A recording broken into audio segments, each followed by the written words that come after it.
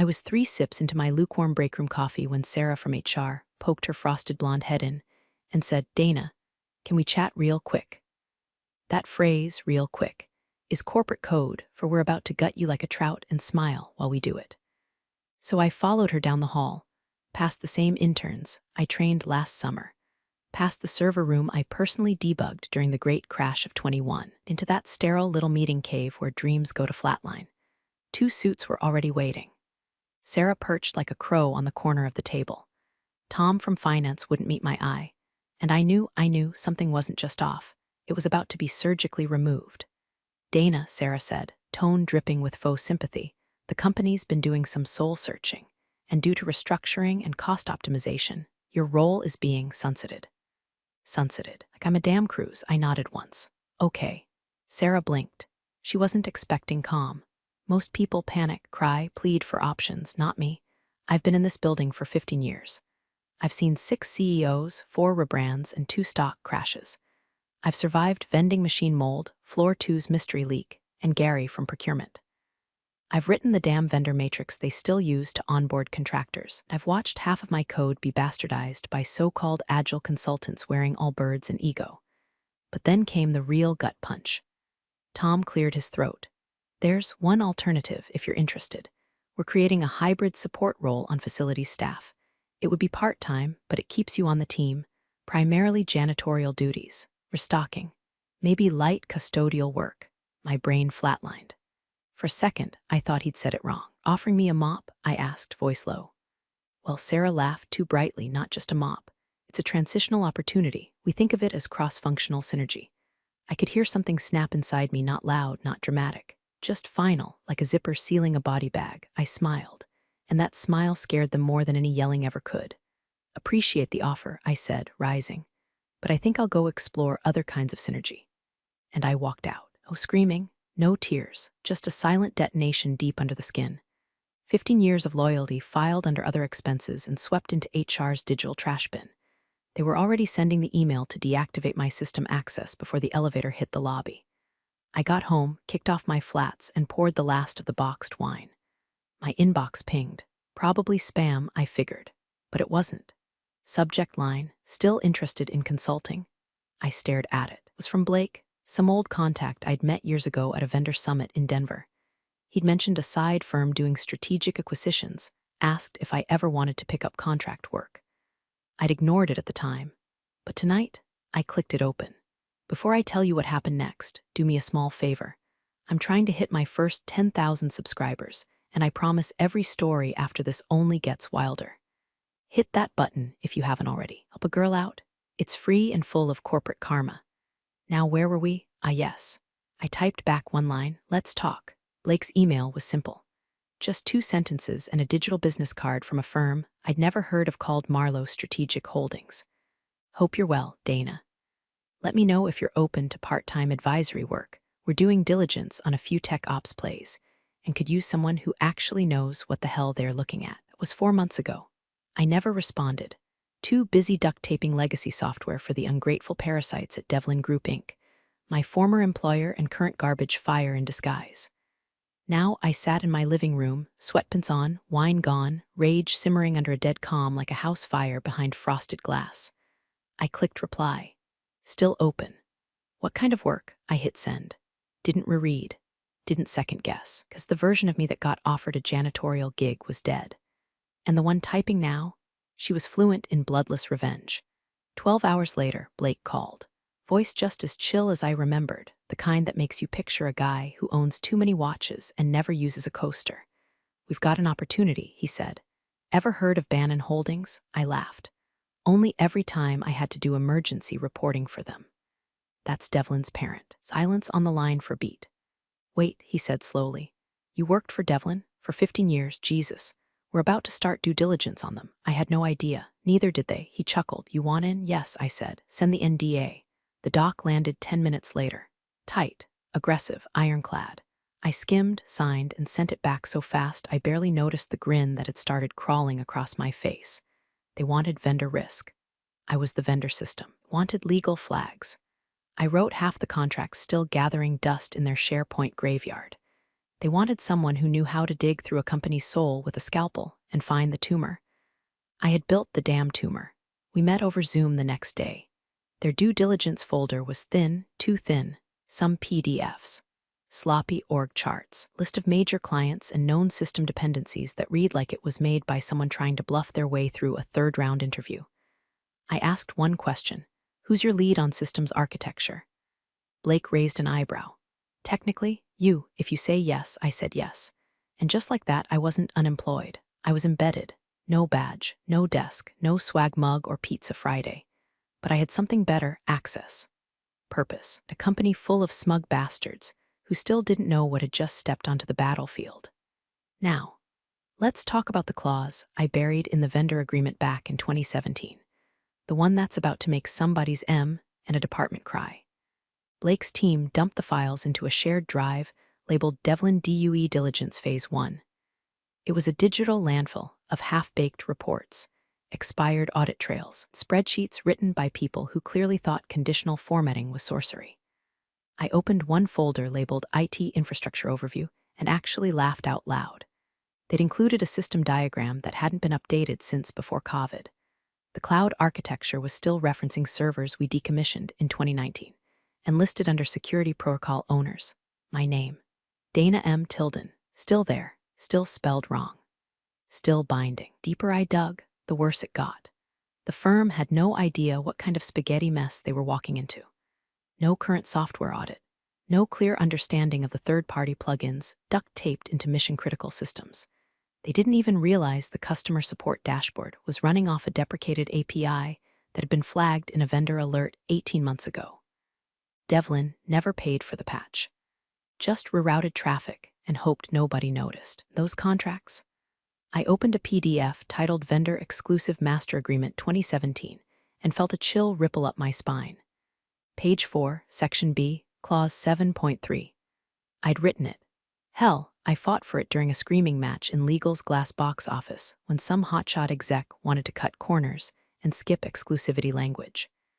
In the event of acquisition or asset transfer, all associated vendor rights become immediately non-transferable unless renegotiated under original pricing conditions and mutual consent. Translation: if Devlin tried to sell itself, every one of their exclusive contracts would go up in legal flames unless they got explicit, written approval at the original rates, which were laughably low by today's standards. I highlighted the clause, dropped a comment. Potential acquisition blocker, urgent flag. I opened a fresh Lucidchart doc and started drawing. I mapped out every system I ever touched, every integration, every undocumented failover, every stupid shortcut we were forced to take when some exec wanted agile optimization without a budget. The blueprint of Devlin's digital intestines came pouring out of me like bile. By the time I was done, I'd built a war map so detailed I could practically see where the rot would spread first. Payment processing, vulnerable, inventory sync, threadbare, customer data compliance. You don't want to know. I labeled each system with its dependency score, maintenance lag, and the last known audit, most of which were never completed. And at the bottom corner, I dropped in a note. 90% of the stack is still running off platforms I architected personally. No upgrades, no redundancy. You own them, you own their failures. I sat back and stared at the screen. Not with pride, not even with bitterness. Just a strange, clear satisfaction. Like finally diagnosing the disease that almost killed you, because I wasn't documenting a company anymore. I was digging a grave. That night, I got a Slack ping from Blake. Holy shit, this map is gold. Nah, Blake, it's not gold, it's gasoline. 2 nights later, I logged into Devlin's internal vendor portal out of sheer morbid curiosity and nearly dropped my tea. I was still in. Not admin level, full permissions, but enough. Apparently someone in IT had left my consultant profile active. Probably flagged it for removal in the next quarterly sweep. HR's version of spring cleaning. But for now, I was a ghost in the system. No alarms, no blocked credentials, just quiet access to a dusty corner of a company that still thought I was gone. I didn't hack anything, didn't spoof, didn't bypass security. I clicked the same link I'd used for 3 years, entered the same credentials, and boom, there I was. Dana M. Tilden, Strategic Operations Liaison, with a consultant tag still dangling off my digital name badge like a toe tag on a corpse. I clicked Vendor Archive, waited, clicked Master Contracts, waited again. And there it was, a master vendor list, last updated 6 weeks ago. The PDF opened in slow motion, the weight of it settling across my shoulders like an old coat I never should have taken off. Pages and pages of contracts, addendums, clause stacks. Names I hadn't seen in years, third-party logistics, customer behavior analytics, a sleep-deprived startup we onboarded in 2020 that was probably still running on cold brew and hope. And on page 19, there it was. Clause 14b, buried like a landmine under 7 layers of boilerplate. In the event of corporate ownership transfer, client exclusivity and service provision shall be considered null and void unless renegotiated with original signatory terms under a certified continuity agreement. I remembered writing that clause with my blood. I remembered legal telling me it was too aggressive. I remembered winning. And now, that clause was still binding. Dozens of contracts, entire infrastructure pipelines, all tied to a tiny paragraph that could unravel them in a sale, because you can't sell what no longer legally exists post-acquisition. I downloaded the file, legally, through my still-active profile and closed the window. I logged out, cleared the history, shredded the device ID. I wasn't breaking in. I was taking inventory of what I already built. Back on the Zoom with Blake's team, I dropped the file into our secure channel and typed one sentence: "They can't sell what they can't transfer." No one responded for a full minute. Blake added a red flag tag and forwarded it to legal. I sat in the dark, letting it settle. They thought they deleted me. Turns out they just archived me and forgot I still had the keys. Not bad for janitor, huh? The cafe smelled like scorched espresso and startups. You know, the kind, half-assembled furniture, acoustic indie covers of songs that used to mean something, and tables full of people pretending Slack is a personality. I was at the corner one, laptop open, sipping a drink that had the audacity to cost $9 but still tasted like guilt and almonds. Blake was across from me, tapping away on his Mac like he was defusing a bomb. 2 junior analysts beside us whispered over financial models like kids cramming for finals. We were finalizing the package, the one that would land like a sledgehammer on Devlin's boardroom table. It was tight, brutal, beautiful. Then my phone buzzed. LinkedIn notification. Brian Keller has posted an update. Brian Keller, Devlin's CEO, human LinkedIn post come to life. A man whose only talent was surviving long enough to climb the ladder and convincing other people he'd built it. I clicked it out of habit. And there it was, in all its corporate gaslighting glory. Leadership isn't about popularity, it's about vision. Tough decisions pave the way for leaner, stronger futures. Out of the resilience our team is showing during this season of transformation. Attached, a photo of him smiling in front of a glass wall, sleeves rolled, arms crossed, looking like a rejected stock photo of thoughtful executive. Hashtag to hell. #leadership, #resilience, #transformation Tuesday. I almost choked on my overpriced latte.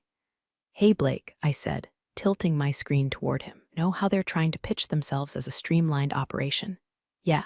Well, their fearless leader here has a history of deferring IT audits to save costs. At least 2 years' worth. He also delayed every major license renewal last year and rolled it into emergency spend." Blake blinked. "You're sure?" I was the one yelling about it. He was the one ignoring the reports. He motioned to one of the analysts. "Flag that. System risk." Add a supplemental note about audit lapses. They both started typing like they were on fire. I kept scrolling. Brian's post had racked up 400 likes, mostly from industry bootlickers and former interns hoping to climb a ladder he'd probably rip out from under them. Someone had commented, "Inspiring." Another said, "True leadership." And me, I laughed. Quiet, sharp, surgical, because I knew what was coming. Brian thought he was riding the storm, didn't realize the storm was already inside the building, wearing his old consultant badge and smiling like the devil sipping decaf. It wasn't just schadenfreude anymore. It was precision. Every sentence he published became another breadcrumb, another data point we could fold into our acquisition risk report. His vanity was our crowbar. His vision was a liability. The knife wasn't just being sharpened. It was already pressed to the bone. And the best part, handed it to me himself. It started with a text from Ellie in compliance. "Are you okay?" No context. No follow-up, just that. Like I'd been in a car crash, not a cost-cutting spreadsheet massacre. Then came another from Marcia in vendor ops. They're freaking out. Keller just pulled us into an all-hands and said something vague about fortifying legal exposure. Half the team thinks we're getting acquired. Other half thinks layoffs round 2. No one's sleeping. Then Scott, the one I used to share vending machine rants with, sent a message that actually made me laugh out loud in the middle of a meeting. Whatever's happening, it smells like your kind of chaos. If you're involved, blink twice. I didn't blink, didn't reply, didn't give them what they were really asking, is this you're doing? Because I wasn't doing anything to them. They were just standing too close to the match when the fuse finally caught. That same afternoon, email hit my inbox. Subject, reconnecting from Sarah Holtz, HR, like a bad sequel nobody asked for. Hi Dana, hope you're well. I wanted to touch base and see if you'd consider returning in a short-term advisory role. We're reevaluating a few systems, and your historical knowledge could be invaluable to the leadership team as we explore some organizational pivots. Organizational pivots. God, they couldn't help themselves. No apology, no ownership. Just a cloying attempt to staple a parachute to the back of a plane already nosediving into a canyon. I read it 3 times, then archived it. No response. No click. Just a cold little tombstone in my Gmail marked HR Desperation, Vault 2. I knew what was happening behind those glass walls. Whispers in the break room. Sudden closed-door meetings. Mid-level managers refreshing the Slack directory to see who disappears next. Rumor mill had gone feral. Some were guessing bankruptcy. Others guessed regulatory trouble. A few even suspected sabotage, which was delicious in its own way. Nobody suspected me, because nobody at Devlin had ever really seen me. They saw Dana from Ops, the one who always fixed things, who never made a fuss, who bled overtime into weekends without raising her voice. They never saw the full system, the pressure points, the faults, the trapdoors I'd memorized like my own fingerprint. They thought I left quietly. They didn't realize I left loaded. And now, every nervous glance over shoulder, every hushed Slack thread marked private, every icy ping from legal, it was a ghost they couldn't name. I wasn't coming back, not to consult, not to fix, not to mop. I was already where I needed to be, and the foundation they'd built on my work, it had just started to crack. At 9:12 a.m., email was sent. Subject, Devlin Acquisition Package Final Risk Summary plus red flags. It went to a curated list of legal and executive contacts inside Devlin's parent company. And buried in the attached PDF on page 17, bolded, annotated, and hyperlinked, was the fuse. Clause 14b, non-transferable vendor exclusivity agreements. Language written by yours truly in 2017, now elevated from ignored fine print to full-on financial guillotine. I watched it land in real time. You could feel the detonation through the silence.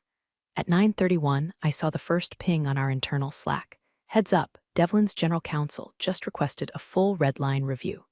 At 9:42, emergency legal meeting added to their internal calendar. No subject line. By 10:15, Arlo's senior partner got a reply email requesting a direct line of contact with someone familiar with legacy vendor architecture. Blake messaged me one word, "You in?" I said yes. An hour later, I was sitting in a secure video room, hair pulled back, glasses on, a neutral expression carefully layered over the satisfaction burning beneath it. They didn't know I'd be attending. Not until I appeared, muted, in the corner box of the screen, labeled only strategic advisor. The meeting opened with formalities, soft voices, everyone pretending this wasn't a gunfight. Devlin's lawyers looked freshly panicked. Eyes darting. One of them was the same associate who once told me my clause wasn't enforceable at scale. He looked like he hadn't slept in 3 days. Then Marlowe's legal lead calmly walked them through the document, identified a significant impediment to transferability under existing contractual obligations. Specifically, Clause 14b of multiple vendor agreements outlines a non-transfer clause in the event of ownership change, someone on Devlin's side interrupted. We've never had a problem with that clause before. Blake leaned in, voice smooth like black ice. That's because no one's tried to buy you before. The lawyer flipped to the next slide, displayed a highlighted version of the clause, my clause, along with a column titled, Contracts at Risk, 47. Renegotiating at original rates is non-viable. Service interruption is likely. Client retention is at risk. We're currently classifying this as a Tier 1 blocker. They started to sweat. I watched as the head of legal whispered to someone off-screen. Another exec began typing furiously.